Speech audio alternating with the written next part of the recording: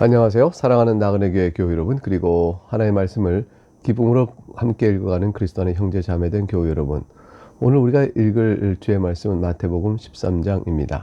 1절부터 12절까지 내용을 제가 읽겠습니다. 그날 예수께서 집에서 나가사 바닷가에 앉으시매 큰 무리가 그에게 모여들거늘 예수께서 배에 올라가 앉으시고 온 무리는 해변에 서 있더니 예수께서 비유로 여러 가지를 그들에게 말씀해 이르시되 씨를 뿌린 자가 뿌리러 나가서 뿌릴새 더러는 길가에 떨어짐에 새들이 와서 먹어버렸고 더러는 흙이 얕은 돌밭에 떨어짐에 흙이 깊지 아니하므로 곧 싹이 나오나 해가 돋은 후에 타서 물이 뿌리가 없으므로 말랐고 더러는 가시떨기 위에 떨어짐에 가시가 자라서 기운을 막았고 더러는 좋은 땅에 떨어짐에 어떤 것은 100배 어떤 것은 60배 어떤 것은 30배의 결실을 하였느니라. 귀 있는 자는 들으라 하시니라. 제자들이 예수께 나와 이르되 어찌하여 그들에게 비유로 말씀하시나이까. 대답하여 이르시되 천국의 비밀을 아는 것이 너희에게는 허락되었으나 그들에게는 아니 되었나니 무릇 있는 자는 받아 넉넉하게 되되 없는 자는 그 있는 것도 빼앗기리라. 주님께서 이제 비유로 말씀하셨습니다. 이 비유의 내용은 땅의 비유, 씨 뿌린 비유 등등으로 일컬어지고 있죠. 이 내용은 뒤에 가서 그 각각이 무엇을 뜻하는 걸 통해서 우리가 확인해야 될 것입니다. 먼저 말씀드리고 싶은 것은 천국의 비밀을 아는 것이 너에게는 허락되었으나 그들에게는 그렇게 되지 아니었다. 이렇게 말씀하신 내용에 관한 이해입니다. 왜 비유로 말씀하실까요? 너희에게만 알리고 저들에게 알리지 않기 위함이라고 말씀하실까? 아니 그렇다면 원래 복음이라는 것은 누구라도 잘 알 수 있도록 말씀하는 것이 아닐까요? 누구나 다 알아듣도록 해야 되는 것이 아닐까? 그런데 왜 주님은 비유로 어찌하여 말씀하십니까? 제자들이 묻자 천국 비밀을 아는 것이 너에게는 허락되었으나 그들에게는 되지 않았다. 이렇게 말씀하시고 서로 구별하실까요? 무릇 있는 자는 받아 넉넉하게 되어 깨닫게 하시고 없는 자는 그 있는 것도 빼앗기게 하여 오히려 천국 비밀을 알지 못하게 하신다. 이렇게 말씀하신 내용이 어디가 있을까? 13절부터 15절을 보면 그 이유를 알 수 있는 내용이 나옵니다. 그러므로 내가 그들에게 비유로 말하는 것은 그들이 보아도 보지 못하며 들어도 듣지 못하며 깨닫지 못함이니라. 이사야의 예언이 그들에게 이루어졌으니 일렀을 때 너희가 듣기는 들어도 깨닫지 못할 것이요 보기는 보아도 알지 못하리라. 이 백성들의 마음이 완악하여져서 그 귀는 듣기에 둔하고 눈은 감았으니 이는 눈으로 보고 귀로 듣고 마음으로 깨달아 돌이켜 내게 고침을 받을까 두려워함이라 하였느니라. 한편으로는 그들의 마음이 듣고 보고 깨닫기를 원하지 않기 때문이라 말씀하셨죠. 15절에 그렇게 말씀하셨어요. 이 백성들의 마음이 완악해져서 그 귀는 듣기에 둔하고 눈은 감았으니 이는 눈으로 보고 귀로 듣고 마음을 깨달아 돌이켜 내게 고침을 받을까 두려워함이라는 말씀이 바로 그것이죠. 그런데 또 다른 한편으로는 이 말씀 속에 인간의 책임이 있음을 보여줍니다. 스스로 그들이 원치 않는 거죠. 깨달아 돌이켜 고침을 받을까 나오지를 않는 겁니다. 왜냐하면 그들이 마음이 완악해져서 눈을 감아버렸거든요. 그러니까 한편으로는 하나님의 심판의 결과이고 한편은 저들의 책임이 있음을 볼 수가 있습니다. 아예 원하지 않는 자들에게 하나님 그들을 내버려 두시거든요. 그래서 그들의 죄악대로 내버려 두셔서 심판하시는 결과를 나타내기도 합니다. 하나님께서 저들의 마음을 돌이켜서 복음을 듣고 깨닫게 해줄 수 있는 은혜를 베풀지 아니하시고 저들의 완악한 거부 그대로 내어두신 것은 하나님의 심판의 뜻이기도 합니다. 하나님의 심판은 저들이 먼저 완악하여 주 앞에 말씀을 듣기 거부함으로 그들이 마땅히 심판을 받아 더욱더 알지 못하는 자가 되는 것입니다. 그러므로 자기들의 책임을 애초부터 부인할 수는 없는 것이죠. 자, 그래서 주님께서는 이렇게 말씀하셨습니다. 그러나 16, 17절 가니까 그러나 너희 눈은 봄으로 너희 귀는 들음으로 복이 있도다.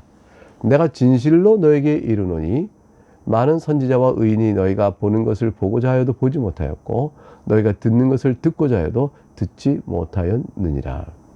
사실 비유 자체가 어려운 것은 아니지요. 오히려 비유란 것은 알아듣는 얘기는 강력한 의사 전달 방식이 되어집니다. 더 이치를 분명하고 명료하게 알 수 있게 해주는 도움이 되기도 합니다. 근데 알아듣기를 원치 않는 사람, 또 거부하는 사람, 이런 사람은 전혀 엉뚱한 말이 되어서 비유란 못 알아듣는 말이 되고 맙니다. 하나님께서 직접적으로 말씀하실 때도 거부하는 사람은 비유로 말해도 못 듣는 것이고요. 하나님의 말씀을 듣기 원하는 사람은 비유로 말하면 또 그대로 잘 알아듣게 되는 것입니다. 사람이 눈이 멀어 애초부터 하나님의 말씀에 대해 듣지 않고자 하기 때문에 어떻게 주어진 말씀이라도 저들에게는 이방의 언어, 외국어와 같이 들릴 뿐일 것입니다. 그래서 하나님의 말씀을 듣고자 하는 자에게는 주의 말씀은 비유로 말씀하시건 직접 말씀하시건 자신들의 구원의 향기가 되지만, 거부하는 자에게는 어떻게 말씀하시든 사실 먼저 사망의 냄새가 날 뿐입니다. 그러므로 우리가 지금 주의 말씀을 달게 듣고 그것을 깨닫고 있다면 16절에 너희 눈은 봄으로 너희 귀는 들음으로 복이 있도다 하신 말씀대로 우리가 참으로 복받은 자임을 확신할 수가 있습니다. 18절부터 아까 살폈던 씨 뿌린 비유에 대한 해설이 나옵니다. 그런즉 씨 뿌린 비유를 들으라. 19절 아무나 천국 말씀을 듣고 깨닫지 못할 때에는 악한 자가 와서 그 마음에 뿌린 것을 빼앗나니 이는 곧 길가에 뿌려진 자요. 자신과 하나의 말씀이 상관없다고 듣는 사람, 그 깨닫지 못하죠. 그래서 특별히 말씀을 듣고도 반응하지 않습니다. 또 반응을 보일 이유도 찾지 못하죠. 마음에 하나의 말씀이 다 악한 자에 의해서 빼앗기고 만 자, 길가에 뿌려져서 무관심한 자, 나하고 무슨 상관이냐 이렇게 되는 자들을 가리켜 말합니다. 20절과 21절 보면 돌밭에 뿌렸다는 것은 말씀을 듣고 즉시 기쁨으로 받되 그 속에 뿌리가 없어 잠시 견디다가 말씀으로 말미암아 환난이나 박해가 일어날 때는 곧 넘어지는 자다 이렇게 되어 있습니다. 길가에 떨어진 자들과 달리 돌밭에 씨가 떨어진 자, 돌밭에 마음을 가진 자들은 말씀을 마음으로 받지만 그 반응도 나타내지만 즉시 기쁨으로 받지만 말이죠. 그리고 그래서 눈물도 흘리고 나름대로 간증도 할 수 있겠죠. 그런데 돌밭이다 보니까 흙이 얕습니다. 그만 뿌리가 깊게 내지 못하죠. 어려움이 생기면 그러면 믿음은 흔들리고 믿음을 포기하게 되는 그런 사람들에 불과하게 됩니다. 22절에 가니까 가시떨기에 떨었다는 것은 말씀을 들으나 세상의 염려와 재물의 유혹에 말씀이 막혀 결실하지 못한 자요. 이렇게 되어 있습니다. 어떤 사람은 말씀을 듣고 싹을 냅니다. 근데 그 싹이 영 자라지 못합니다. 가시떨기에 떨어진 것과 같은 거죠. 햇빛을 보지 못하고 가시떨기에 찔려서 곧바로 자라지 못하고 비틀거리며 결국 성장을 못하게 됩니다. 왜 그럴까? 이미 씨가 뿌려진 그 땅에 먼저 진을 치고 뿌리를 내고 있는 그 가시떨기와 같은 그 땅의 주인이다 하는 자가 있기 때문이죠. 그 주인이 바로 뭐냐면 마음속에 있는 가시떨기와 같은 거죠. 말씀을 마음으로 받긴 받았는데 마음에 이미 주인으로 자리 잡고 있는 세상의 염려와 재물의 유혹 이런 것들이 다 그 믿음을 다 억눌러 버리는 것입니다. 23절 좋은 땅에 뿌렸다는 것은 말씀을 듣고 깨닫는 자니 결실하여 어떤 것은 100배 어떤 것은 60배 어떤 것은 30배가 되게 하느니라 이렇게 되어 있습니다. 좋은 땅은 흙이 부드럽고 또 물이 잘 있으며 충분하며 빛이 잘 드는 그런 땅일 것입니다. 먼저 자리 잡은 잡초가 가시떨기와 같이 잡초가 가시떨기 같은 것이 없어야 합니다. 깨달아 안다는 것, 하나님의 말씀을 자신의 생각과 동일하게 여겨서 그 하나님의 말씀이 뿌리를 내는 거죠. 잡초나 가시떨기 같은 게 없는 거예요. 그러니까 옥토가 되고 있는 거죠. 그리고 넓게 그 깊게 뿌리가 쫙 내려서 어떤 환난도 이겨내고 마음의 부배 욕정도 시험도 이겨내며 마침내 말씀에 의한 영적인 경건의 열매를 잘 맺는 그러한 땅, 그런 땅을 가진 마음, 그것이 바로 좋은 땅에 떨어진 것과 같습니다. 24절부터 내용을 보면 예수께서 그들 앞에 또 비유를 이르시되 천국은 좋은 씨를 제 밭에 뿌린 사람 같으니 사람들이 잘 때 그 원수가 와서 곡식 가운데 가라지를 덧뿌리고 갔더니 싹이 나고 결실할 때 가라지도 보이거늘 집주인의 종들이 와서 말하되 주여 밭에 좋은 씨를 뿌리지 아니었나이까. 그런데 가라지가 어디서 생겼나이까. 주인이 이르되 원수가 이렇게 하였구나. 종들이 말하되 그러면 우리가 가서 이것을 뽑기를 원하시나이까. 주인이 이르되 가만두라. 가라지를 뽑다가 곡식까지 뽑을까 염려하노라. 둘 다 추수 때까지 함께 자라게 두라. 추수 때에 내가 추수꾼들에게 말하기를 가라지는 먼저 거두어 불사르게 단으로 묶고 곡식을 모아 내 곳간에 넣으라 하리라. 이에 예수께서 무리를 떠나사 집에 들어가시니 제자들이 나와 이르되 밭에 가라지 비유를 우리에게 설명하여 주소서. 대답하여 이르시되 좋은 씨를 뿌리는 이는 인자요 밭은 세상이요 좋은 씨는 천국의 아들이요 가라지는 악한 자의 아들이요. 가라지를 뿌린 원수는 마귀요 추수 때는 세상 끝이요 추수꾼은 천사들이니 그런즉 가라지를 거두어 불에 사르는 것 같이 세상 끝에도 그러하리라. 인자가 그 천사들을 보내리니 그들이 그 나라에서 모든 넘어지게 하는 것과 또 불법을 행하는 자들을 거두어내어 풀무불에 던져 넣으리니 거기서 울며 이를 갈게 되리라. 그때에 의인들은 자기 아버지 나라에서 해와 같이 빛나리라. 귀 있는 자는 들으라. 네, 이 말씀에서는 아까 우리가 봤던 좋은 땅의 비유, 30배, 60배, 100배 열매는 그런 것과는 또는 다른 관점에서 땅이 다 좋은 것 같지만 그 좋은 씨를 또 제법 잘 뿌렸는데 근데 알곡만 크지 않고 가라지도 같이 자라는 그런 현상을 보면서 주님께서 천국을 여기에 빗대어 설명하십니다. 좋은 씨, 좋은 밭, 좋은 씨 뿌리는 사람은 알곡, 가라지, 원소들이 등장하고 있는데 이게 36절과 43절에 따르면 제가 말씀을 어떻게 읽었냐면요. 23절부터 쭉 24절부터 읽었습니다. 그리고 30절까지 읽은 다음에 36절로 넘어간 것이에요. 그래서 여러분도 아마 성경을 따라오신 분들은 갑자기 30절까지 따라본 다음에 어디로 갔지? 이렇게 할 수 있는데 죄송합니다. 제가 아까 읽을 때 36절하고 미리 말씀을 드리지 않고 그냥 제가 바로 읽어버렸습니다. 36절 이하는 30절까지 나와 있던 그 알곡과 가라지 비유에 대한 해설을 붙여주고 있습니다.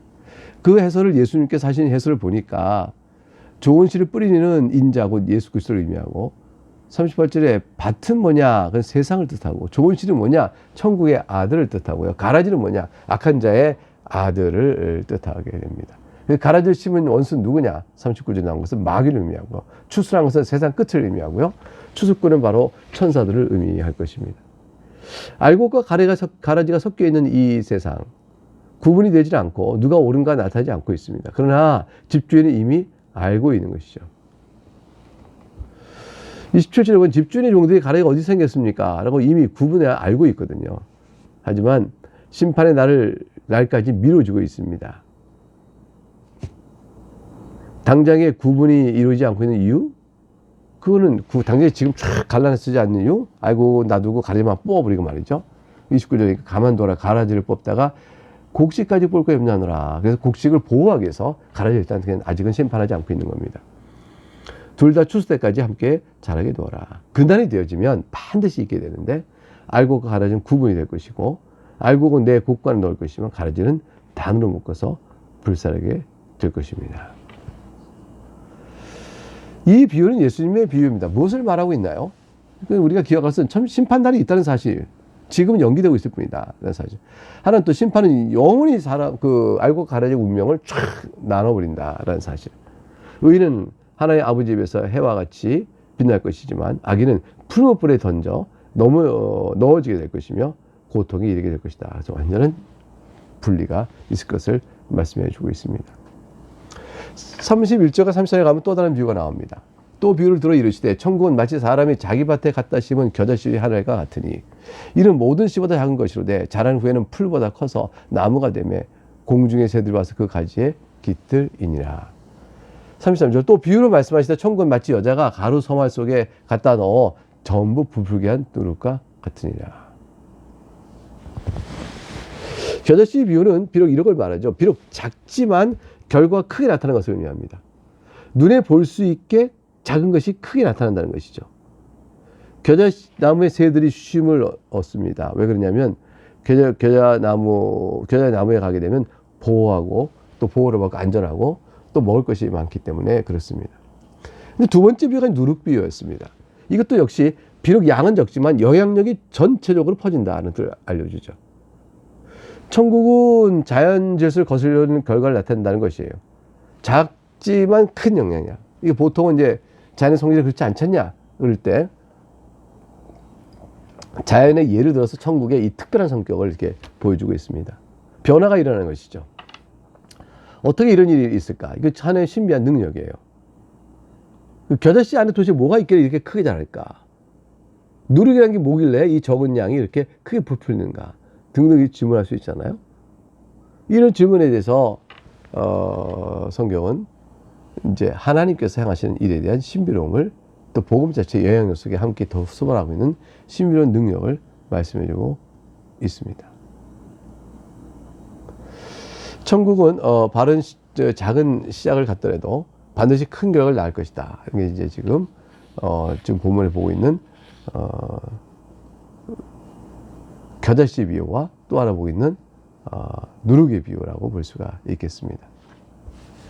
그래서 비록 크기는 작지만 또 양은 적지만 그리스도 속죄 은총에 근거한 하늘나라의 복음은 전 세계에 퍼져가며 곳곳에서 예수 그리스도의 이름을 부르는 무리가 늘어날 것임을 말씀해 주고 있습니다. 34절과 35절을 읽어야 했는데 그거는 50절 뒤에 가서 하기로 하고요. 지금 이제 44절부터 46절을 먼저 읽도록 하겠습니다. 천국은 마치 밭에 감추인 보화 같으니 44절 사람이 이를 발견한 후 숨겨두고 기뻐하며 돌아가서 자기 소유를 다 팔아 그 밭을 사느니라. 45절 또 천국은 마치 좋은 진주를 구하는 장사 같으니 극히 값진 진주 하나를 발견하며 가서 자기의 소유를 다 팔아 그 진주를 사느니라. 깨달아야 할 네 가지 사항이 있죠. 첫째, 밭에서 발견한 보화처럼 극히 값진 진주처럼 천국은 너무나 귀하다라는 것이고요. 두 번째는 이 천국은 전부를 투자해 얻을 수 있다는 것이고요. 세 번째는 기쁨으로 구하는 것이고, 네 번째 낚아채지 못했던, 즉 남이 보지 못했던 것을 보는 자들만이 갖는다. 이게 낚아채지, 이게 뭐냐면 모든 것을 다 주고 그것이 좋은 것임을 알고 탁 낚아채어 오는 그런 일을 남들은 하지 못해요. 근데 이자들은 하는 것입니다. 자기 전부를 투자해서 기쁨으로 그걸 구하여 그걸 탁 낚아채우는 거죠. 이렇게 되는 일이 천국이다 라고 되어 있습니다. 천국은 거저받는 건데 왜 이렇게 값을 치르는 모든 걸 해야 한다고 할까요? 예, 천국은 거저받지만요, 올인해서 거저받는 겁니다. 올인한다는 것은 여기 본문에 나온 비유처럼 밭에 감추인 보화라면 그걸 얻기 위해서 올인하는 것입니다. 값진 진주 만나면 그걸 얻기 위해서 올인하는 것이죠. 천국의 영광스러움은 이런 것들과 비교할 수 없는 우월한 값이 뛰어난 높은 그런 것이죠. 비교가 안 되는 것이죠. 그래서 사실 천국은 거저 얻는다 하지만 사실은 우리가 누구도 값을 치고 살 수 없는 것이기 때문에 거저 얻는 수밖에 없는 것일 수 있습니다. 그러므로 주님이 여기서 비유하는 것은 그 천국을 소망하며 그 천국의 그 귀하고 영광스러움을 아는 사람이라면 올인을 해야 한다. 자기를 내어드려서 그 천국을 소망적으로 받아야 한다. 어느 것과도 바꿀 수 없는, 자기 모든 것과도 바꿀 수 없는 그런 좋은 것임을 알려주는 말씀이라고 보겠습니다. 40절, 50절 가게 되면 37절, 50절 가면 또 천국은 마치 바다에 치고 각종 물고기를 모는 그물과 같으니 그물에 가득하며 물가를 끌어내고 앉아서 좋은 것은 그릇에 담고 못된 것은 내버리느니라. 세상 끝에도 이러하리라. 천사들이 와서 의인 중에서 악인을 갈라내어 풀무불에 던져 넣으리니 거기서 울며 이를 갈리라. 이 표를 어떻게 이해할까요? 바다는 세상을 뜻합니다. 그물은 천국 백성을 모으는 기관, 곧 구약에는 이스라엘, 신약에는 교회, 이렇게 할 수 있겠죠. 그 그물 속에 있는 각종 물고기는 하나님의 언약 백성에 일컬어지는 사람들, 그 교인들을 한다고 말할 수 있습니다. 그런데 그렇게 볼 때 여기 나와 있는 비유에는 천국과 관련해서 크게 세 가지 사실을 가르치죠. 첫째 하나는 예수 그리스도 교회에는 그물 속에 각종 물고기가 잡히듯이 어느 나라 어느 사람에 상관없이 세상의 기준에 따라 어떤 차별도 없이 다 모인다는 것입니다.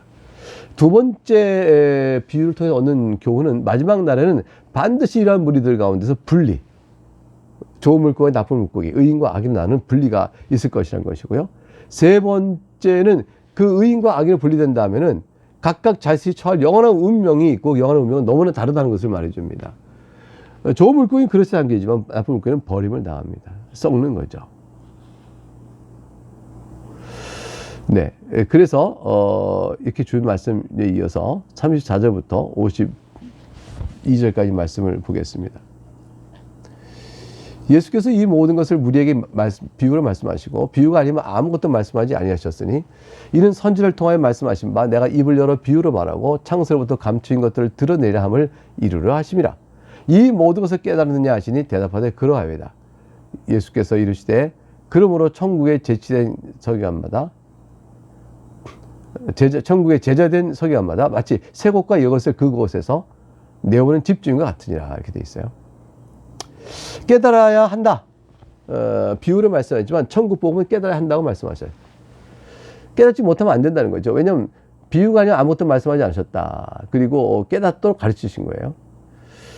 소위 알아야 면장한다 이런 말이 있잖아요. 이 면장이라는 말은 이제 시골의 어떤 면 단위의 장, 이렇게 사람을 면장이라는 관리 직분을 말하는 게 아니고 장은 이게 장벽을 뜻합니다. 이게 장벽. 그래서 이제 실제 이제 공자의 말씀에 나오는 말인데, 면장한다. 그래서 큰 담벼락을 마주친다. 근데 이것을 면한다. 이런 일이 없게 된다. 그게 면자가 또 붙여서 면한다, 면장. 장벽과 부딪히는 것. 그래서 알아야 면장한다는 말은 면장을 줄여서 한 말이에요. 그래서 면한다, 뭐를? 장벽을 면한다. 그래서 알면 큰 담벼락이나 장벽에 탁 부딪힌 것처럼 어쩔 바를 몰라 답답하고 그러한 어려움을 피할 수가 있게 된다. 그러니까 학습을 하여 공부를 하여 많은 지식을 쌓아 답답한 마음에 알지 못하여 무지하여 겪는 어려움을 피하라. 그게 면장입니다. 이때 면자는 면할 면자예요. 그래서 앞에 그 면장한다는 것은 장벽을 마주 본다는 뜻이고요. 그 장벽을 마주보고 부딪히는 일들 면하게 된다. 어떻게 해야? 알아야 면장을 하지. 알아야 어려움을 부식이 부족하여 겪는 어려움을 피할 수가 있는 것이지. 이런 뜻이죠. 사실 신앙생의 모든 어려움도 요 격은 그대로 적용할 수 있어요. 말씀의 지식과 복음의 훈계가 어떤 것인지를 잘 알아야 신앙생활의 어려움을 피할 수 있고 진리에 따라 갈 수 있으며 또 어려울 일을 당하더라도 그것을 바르게 해석할 수가 있는 겁니다. 주님께서 따라서 비유로 말씀하시면서 너희가 깨달았느냐 이렇게 물으시는 거예요. 천국 복음을 깨달아야 저들이 겪는 모든 신앙 안에서 또 복음으로 박해를 받는 상황이라도 저들이 견딜 수 있고 이길 수가 있게 되어지는 것이죠. 천국 복음은 천국의 제자된 서기관마다 마치 새 것과 옛 것을 그곳에서 내어오는 주인과 같다, 집주인과 같다 하셨습니다.